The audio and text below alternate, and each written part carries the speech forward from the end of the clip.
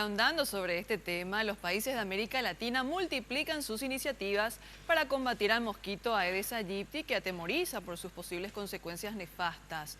Esos métodos van desde peces devoradores de larvas, mosquitos transgénicos y hasta sapos. En Argentina, especialistas piden no creer en que los sapos son efectivos para eliminar mosquitos.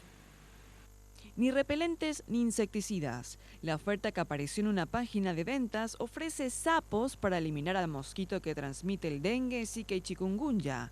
A cambio de 100 pesos, este usuario asegura que este es el método más efectivo para hacerle frente a este problema, aunque los especialistas dicen que este no es más que un caso de viveza. La viveza argentina no tiene límites y este es uno de ellos. Es decir, siempre hay gente dispuesta a comprar cualquier cosa, pero ir a comprar sapos para controlar los mosquitos en la casa de uno, más un mosquito diurno, que los sapos tienen costumbres de comer a la noche, poniéndose debajo de los faroles.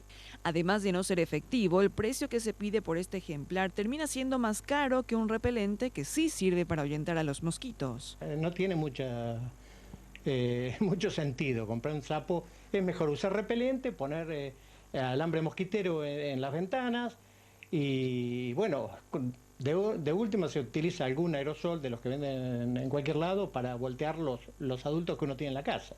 Pero un sapo me parece una cosa ridícula realmente. La vivada argentina no solo llegó a internet, sino también a las puertas de las casas.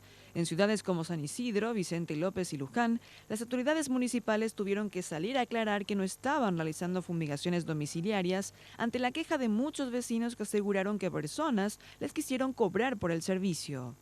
En tanto, en El Salvador, azotado por una epidemia de Zika, en más de 300 viviendas han aplicado un método para combatir la propagación del virus y se trata de la entrega y cría de peces sambo, una especie que, según dicen, se come las larvas del mosquito transmisor y que pueden almacenarse en recipientes con agua.